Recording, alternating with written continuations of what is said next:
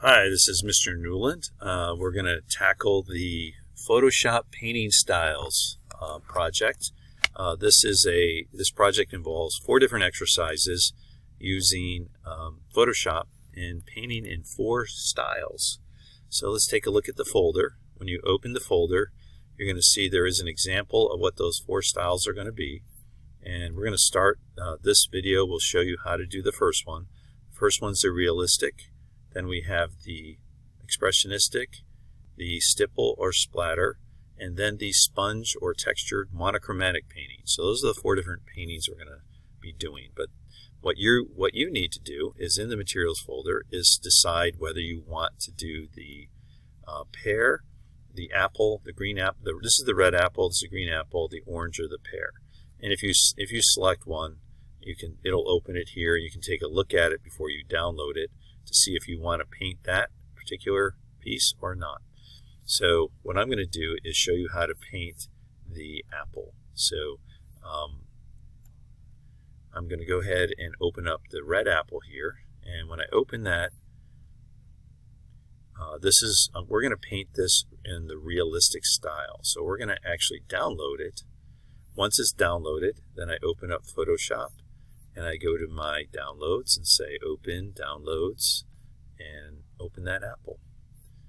And what appears is this screen here, and for whatever reason I've got a little bit of debris, a little bit of something on the edge here. I just select that and delete. That gets rid of that with the marquee tool. You don't have to do that, but I did it. So that way when you select this, you don't see any little dots there, just tiny little things. So to find the magic wand tool, it's the 4th tool down. You got to scroll across it. You might see the object, the quick, but it's really the magic wand that we want. So you take the magic wand, you click on that layer on the background, then you go to select and you say inverse. Now setting it up is probably the most complicated about this, so make sure you follow these directions. Use the magic wand to select the background, then go to inverse. Now add another layer, okay? Or you can choose one of the layers down there to pull up, but we're going to take this layer and paint on it. We're going to use what they call the eyedropper tool to select the kind of the basic color, okay? And take a look at it. I'm going to make it a little brighter, okay? Maybe something like that. And I'm going to go ahead and paint that whole apple in with the brush. So the brush tool is your main tool. You select the size. You want it up there pretty big, 300 or 400. And at this point, we want 100 opacity. And we just go ahead and paint that template right across. And make sure you're painting on a separate layer. Do not paint on your template layer. Now I'm going to select the template layer, grab the Move tool, and drag that template to the right. So we can look at this as we paint the rest of the image here. Now I'll lock the template layer so I don't accidentally paint on that. Oops. By select the layer, hit the lock here, and the lock appears. Let's go back to our painting. Now our painting is going to be on this layer. To keep everything within that circle of the apple, I'm going to take the magic wand again and select just that apple. Okay, now everything will be trapped inside of that. Let's go ahead and zoom in.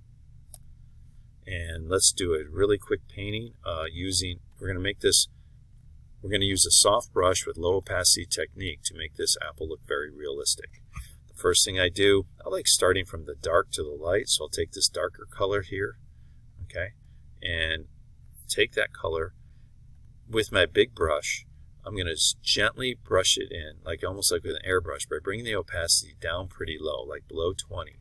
Then when I click, as I move my mouse around and drag along there, it'll start adding it gradually. So get that darker color there. Go ahead and get the green color over here. And you can click around till you get the right color green you want. If you want to click on the color picker to adjust it a little bit, you can do that. And now I'm painting that green layer in like that. And to get the green in the middle part, I'm going to make the brush a lot smaller. To make the brush smaller, you can come up here and change it, okay? Or I like to actually just use the left and right bracket key to do that, because I can do that more quickly with one hand.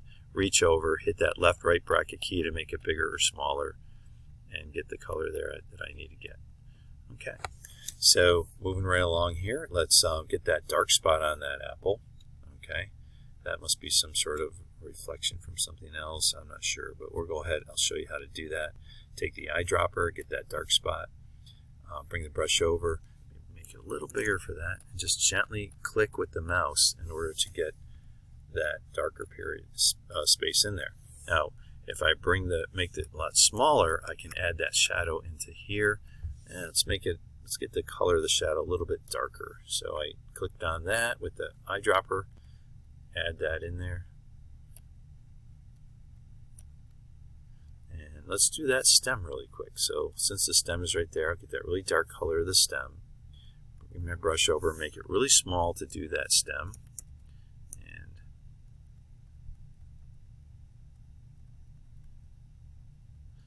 get the little lighter color of the edge of it there. So looks like the light is hitting that side of it. That looks pretty good. All right, maybe let me go back to that darker color, get a little bit darker into that area in here. All right, so now I've got the stem, got a lot of the color in there. Notice the sheen coming off here. Let's get that in there. Okay, just to make it look like we really are doing this apple here. Now my opacity, I brought it up a little bit. I'm going to bring it back down for a really light opacity here for that. Notice I'm making the brush bigger and smaller as I work. Yeah, it kind of gives it that sheen that was along that edge there. Let's go ahead and get that reflection in there. To do that, that's an important part. Click on the reflection and burn that in there just gently. Tap with your mouse to get that in there like that. To make it really small to get this, and I'm going to bring that opacity is really light there, so that's good. I can actually draw that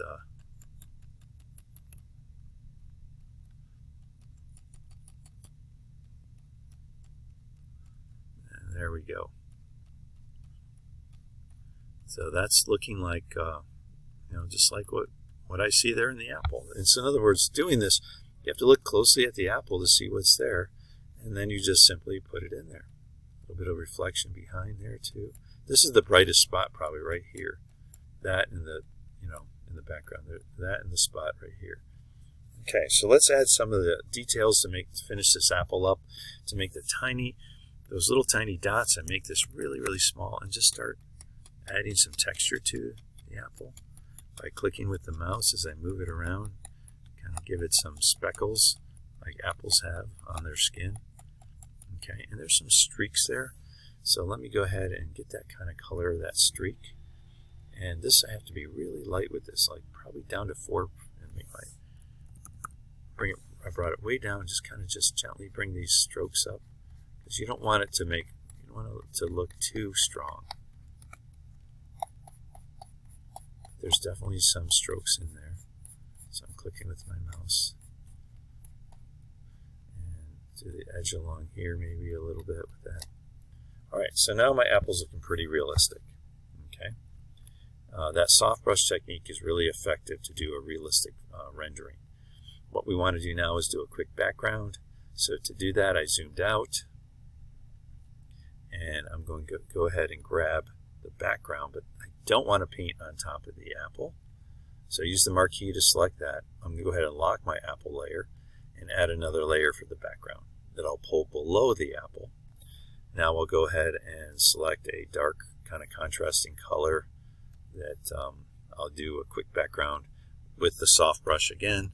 Make my brush really big, bring my opacity up quite a bit, and I can start put a darker background in there. Let's make it a little brighter, I guess. That should work. Brighter green there. And kind of angling it. Oops. Get rid of that. Angling it here.